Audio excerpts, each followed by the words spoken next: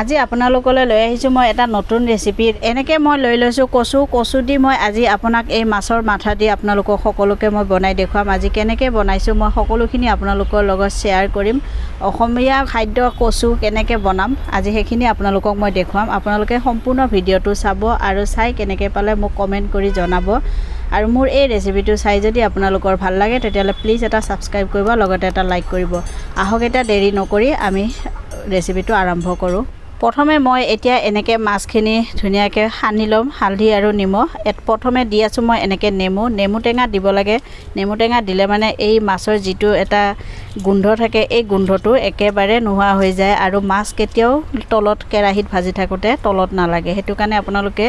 প্ৰথমে আপোনালোকে নেমু টেঙাৰ ৰস ইয়াত দি ল'ব আৰু চাব গোন্ধ বতাহ একেবাৰে নাথাকে ইয়াত মানে এটা কেনেকুৱা গোন্ধ ওলাই নহয় সেই গোন্ধটো নাথাকে দি আছোঁ এনেকৈ নিমখ আৰু দিছোঁ হালধি আৰু দি আছোঁ মই এনেকৈ জলকীয়া গুড়ি দিলে চাব মাছখিনি যেতিয়া ভাজে তেতিয়া মানে এটা ধুনীয়া কালাৰ হয় তাৰ কাৰণে জলকীয়া গুড়ি ইয়াত দিলে ভাল লাগে আৰু মই এইখিনি এতিয়া ভালকৈ মিক্স কৰি ল'ম একদম খুব ভাল এটা ৰেচিপি আপোনালোকক মই আজি দেখুৱাই আছোঁ কচু দি মই মাছৰ মাথা দি মাছৰ মূৰ দি বনাম আৰু বনাই আছোঁ এনেকৈ মই কাজু বাদাম দি মাছৰ তৰকাৰী সম্পূৰ্ণ ভিডিঅ'টো আপোনালোকে চাব তেতিয়া গম পাব মই কেনেকৈ বনাইছোঁ মাছ ভাজিবৰ কাৰণে মই এনেকৈ কেৰাহী বহাই ল'লোঁ কেৰাহী মোৰ গৰম হৈ গৈছে দি আছোঁ মই এনেকৈ তেল মোৰ গৰম হৈ গৈছে মই এতিয়া ইয়াত মাছখিনি ভাজি ল'ম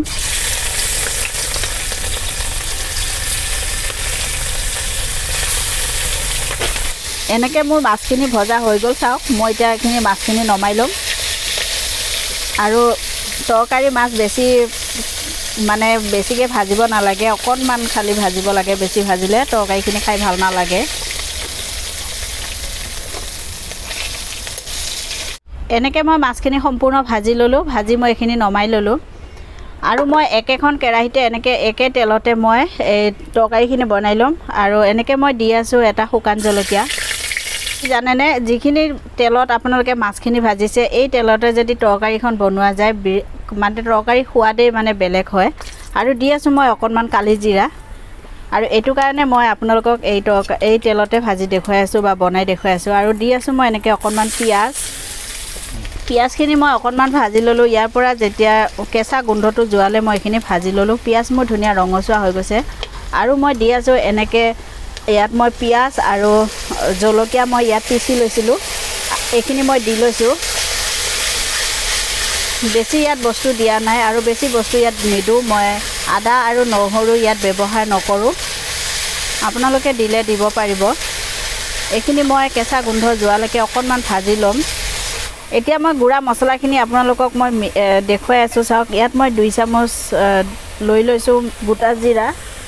দিছোঁ মই 1 চামুচ এনেকৈ জলকীয়া পাউডাৰ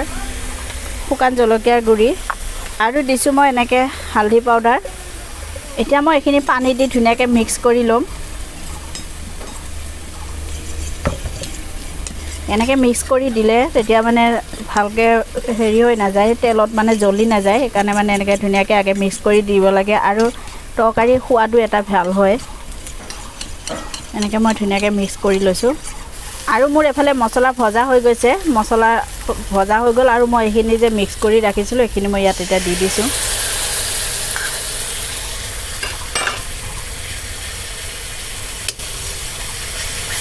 দিছোঁ বিলাহী মই পেষ্ট কৰি লৈছিলোঁ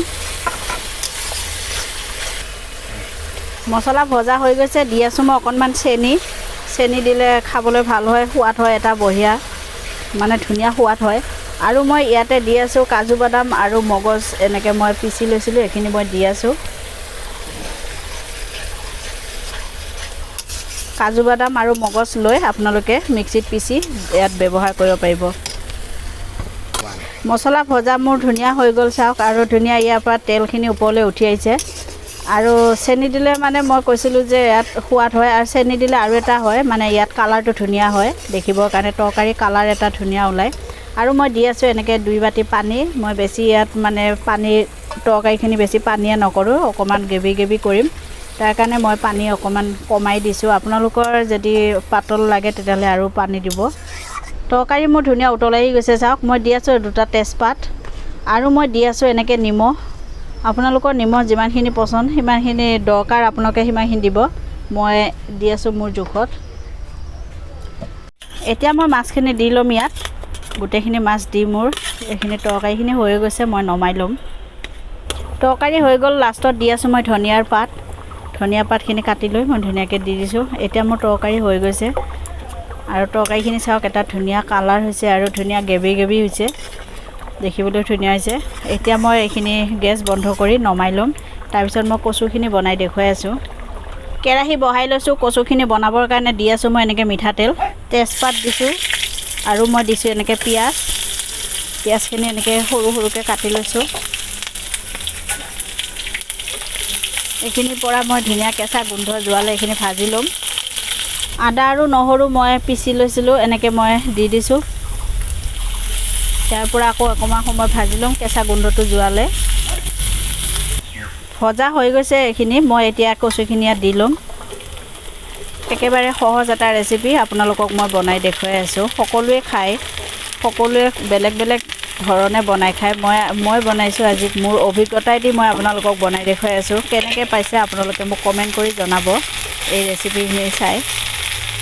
কচু দি মাছৰ মাথা দি বনোৱা নিমখ দিছোঁ 1 চামুচ মোৰ হাতৰ জোখেদি দি দিছোঁ নিমখ হালধি দিছোঁ 1 চামুচ জলকীয়া গুড়ি দিছোঁ 1 চামুচ জিৰা পাউডাৰ 1 চামুচ এতিয়া এইখিনি ভালকৈ মিক্স কৰি ল'ম